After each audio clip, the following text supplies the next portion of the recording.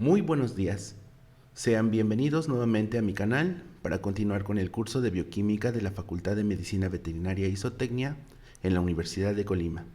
Recuerden nuevamente que en un curso con mediación tecnológica la comunicación es fundamental. Por lo tanto, no duden en comentar sus dudas en el foro de la actividad, localizado en la plataforma EDUC del Sistema para la Gestión de Aprendizaje en Línea. Sin más, comencemos. Vamos a desarrollar ahora el tema conocido como proteólisis. Seguimos con esta sección de catabolismo, en este caso de las proteínas. El objetivo es destruir esos enlaces bioquímicos peptídicos entre grupo amino y grupo carboxilo para obtener a esos monómeros de importancia biológica, aminoácidos. Para desarrollar el tema, observemos la figura número 12 que tenemos proyectada frente a ustedes en la infografía. Este es el esquema bioquímico metabólico de lo que ocurre en el catabolismo de las proteínas en un rumiante, en específico una vaca lechera. Nosotros, como médicos veterinarios o tecnistas, en la parte superior del esquema vamos a aportar alimento, nutrición para ese animal zootécnico, para esos bovinos. En ese alimento vamos a aportar principalmente dos componentes: carbohidratos no estructurales, que pueden venir del maíz, de cereales forrajeros, sobre todo con contenidos de almidón, ¿verdad? Formado por amilosa y amilopectina, de 20 y 80% aproximadamente, y de nitrógeno, por ejemplo, en la alfalfa con la que alimentamos a las vacas lecheras, para que ese nitrógeno, esos enlaces que tienen a este elemento atómico de color azul, recordando la escala CPQ, sea aprovechado directamente en el rumen. El rumen es un primer compartimiento del aparato digestivo de los rumiantes, es un saco de fermentación. El rumiante es muy interesante, es muy útil para la explicación de estos procesos biológicos porque creó una simbiosis con diferentes organismos unicelulares, bacterias, que viven en el interior del rumen fermentando todo el alimento que el animal consume. Por lo tanto, si por el lado izquierdo reciben carbohidratos no estructurales, almidón, se desarrollan gran cantidad de bacterias amilolíticas, ¿verdad? Que tienen la capacidad de traducir hidrolasas como las amilasas para liberar la energía que está contenida en esos carbohidratos no estructurales. Hay otra familia que también es importante en el rumen, las bacterias proteolíticas. En este caso, ellas tienen la capacidad de traducir enzimas proteasas y peptidasas para destruir esos enlaces bioquímicos peptídicos y poder obtener o liberar de esa estructura polimérica a los monómeros aminoácidos. Para este momento el esquema muestra dos logotipos de una libra, porque debe haber un equilibrio entre las bacterias amilolíticas y las bacterias proteolíticas. En otras palabras, un equilibrio entre la cantidad de energía disponible que hay en el rumen y la cantidad de proteína o aminoácidos que hay también en este órgano. Tan es así de importante este equilibrio que, como hemos visto previamente en videos anteriores, se van a liberar hidrógenos, ¿verdad? Y va a alterar el potencial de hidrógeno o pH en este ambiente de fermentación ruminal. Con un pH inferior a 6.7 sería un pH ácido, el producto de esa fermentación estaría en el ion amonio, y con un pH superior a 7.5 más alcalino sería el producto de la fermentación, el amoníaco. Una vez que son obtenidos estos productos de la fermentación, estos atraviesan la pared del rumen por los canales de ion potasio, en forma de gas principalmente, y también vale la pena señalar que aquí hay dos fuentes de proteína, como podemos ver en el esquema del lado derecho: la proteína de escape, entendiendo esta como la que procede del alimento pero que escapó a la fermentación o al ataque de las enzimas hidrolasas de las bacterias del rumen, y esa pasa directamente hacia el abomaso o estómago verdadero de nuestro animal.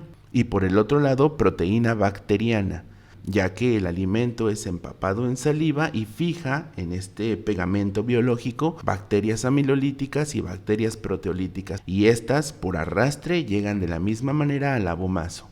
Posteriormente se incorporan las hidrolasas que proceden del páncreas para continuar la hidrólisis y destrucción de estos enlaces bioquímicos peptídicos para poder liberar a los monómeros aminoácidos. Después, como mencionamos en videos anteriores, también es empapado por el hidrógeno carbonato, esta sustancia, ¿verdad? Para que funcione como un buffer fisiológico y tamponice la acidez del abomazo y pueda esta sustancia ya viajar por el intestino y ser absorbidos los monómeros aminoácidos y viajar por la vía sanguínea, por el torrente sanguíneo, en dirección hacia el hígado, conocido como el laboratorio bioquímico del organismo, ya que él es el encargado de distribuir de manera ordenada todos estos monómeros que acaban de llegar a su interior, los aminoácidos, dependiendo las necesidades que tengan los diferentes tipos de células y tejidos en el organismo. Por ejemplo, puede mandar aminoácidos por la sangre en dirección hacia la glándula mamaria y que ahí ingresen a su interior de los lactocitos, vayan directamente a los ribosomas o al retículo endoplasmático rugoso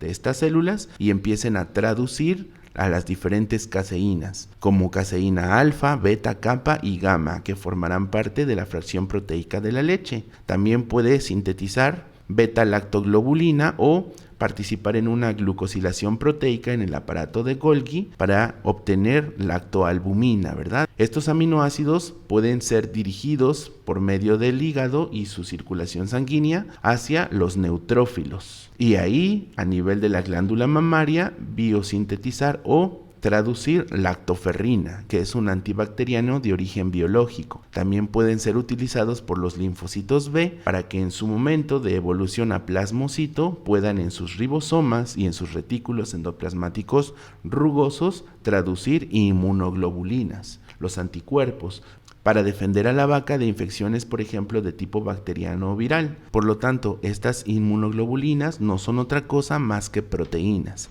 de tipo monomérico, por ejemplo, la IgD, la IgE y la IgG.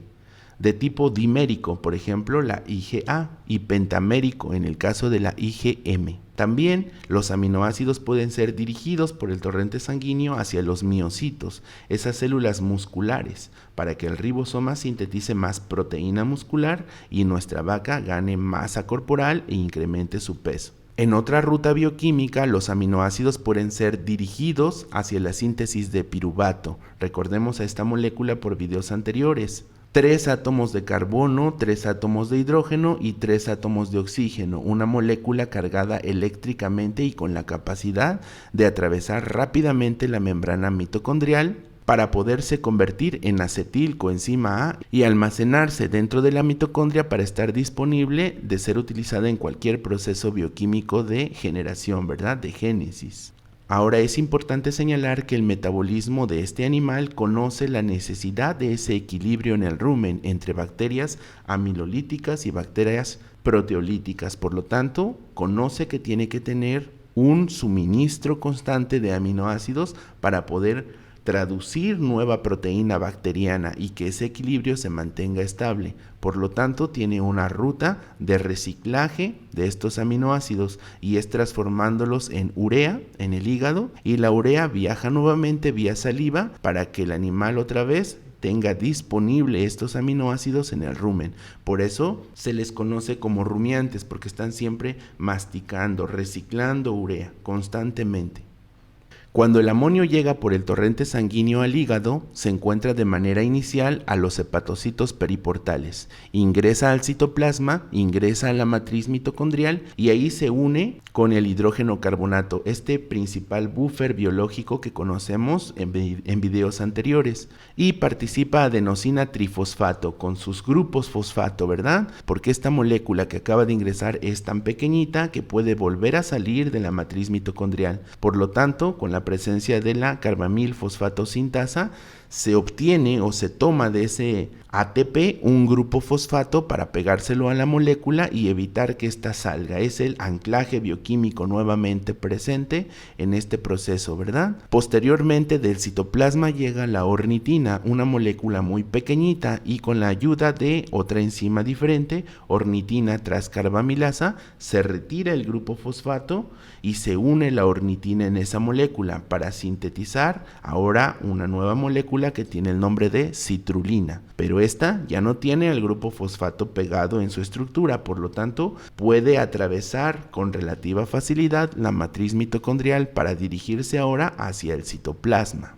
Ya en el citoplasma, la citrulina es influenciada por otra enzima, arginosuccinato sintasa, y esta va a permitir que se fije en su molécula otra, la aspartato, haciendo enlaces bioquímicos, ¿verdad? Reacciones de colisión para que esas moléculas logren estar estables con su regla del octeto y van a biosintetizar a una molécula que se llama arginosuccinato. Este proceso sigue en el citoplasma y ahora por la presencia de una nueva enzima, arginosuccinato liasa de lisis, esta la va a romper en dos, literalmente fractura al arginosuccinato en dos secciones. Una se conoce como fumarato y la otra es la arginina, este aminoácido del que previamente en videos anteriores lo clasificamos como aminoácido básico. Posteriormente, la participación del principal disolvente biológico del agua con una hidrólisis y la fuerza o la actividad de una enzima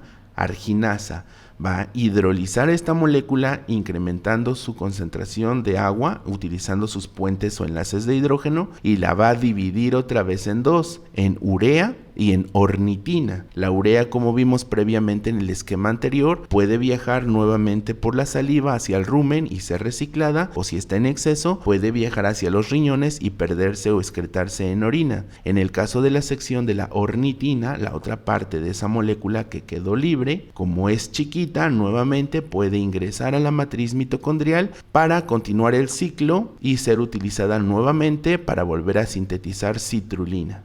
Sin embargo, cuando el ion amonio llega en exceso al hígado, se escapa de los hepatocitos periportales y llega a los hepatocitos perivenosos. Y estos tienen la capacidad de tener en su estructura, en su membrana, una enzima que se conoce como glutamina sintasa. En otras palabras, gracias a esta presencia enzimática, van a transformar al ion amonio en glutamina. Este aminoácido que también mencionamos y describimos previamente como un aminoácido hidrofílico, ¿verdad? Que tiene mucha afinidad con el agua. Ahí lo tenemos nuevamente en su esquema de colores de CPQ. Podemos observar claramente en su estructura cómo posee dos grupos funcionales, dos grupos amino, donde está el nitrógeno de color azul en la parte superior y el nitrógeno de color azul en la parte inferior. Por lo tanto, tiene mucha afinidad con el agua y la glutamina puede ser expulsada con relativa facilidad en la orina para evitar la intoxicación de este animal. Ahora bien, los aminoácidos, especialmente los hidrofílicos, pueden seguir una ruta para transformarse en piruvato y de ahí obtener la molécula acetilcoenzima A nuevamente, ¿verdad? A esa molécula intermediaria en el metabolismo tanto de carbohidratos como de proteínas como de lípidos. Recordemos un poco de este proceso. El piruvato, esta molécula de 3 átomos de carbono, 3 átomos de oxígeno y 3 átomos de hidrógeno, está eléctricamente cargada y por fuerzas protón motriz puede ingresar nuevamente a la mitocondria y hemos mencionado que ahí dentro se almacena oxígeno singlente o atómico, listo para arrancar electrones o átomos y estabilizar su molécula. Por lo tanto, en cuanto ingresa el piruvato, este es atacado por el oxígeno atómico y le arranca un carbono, ¿verdad? Una descarboxilación oxidativa, formando dióxido de carbono y el animal lo expira en el intercambio gaseoso que realiza de manera cotidiana en sus pulmones. En ese momento la molécula ya no tiene 3 átomos de carbono, nuestro piruvato ahora fue degradado a 2 átomos de carbono y esa molécula se conoce como grupo acetilo.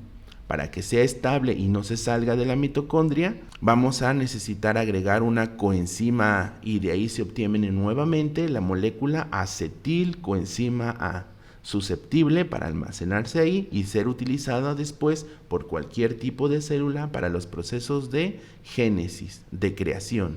Hasta aquí vamos a dejar el video del día de hoy. Y me despido, no sin antes recordarles, no duden en comentar sus dudas en el foro de la actividad y nos vemos pronto. Chao.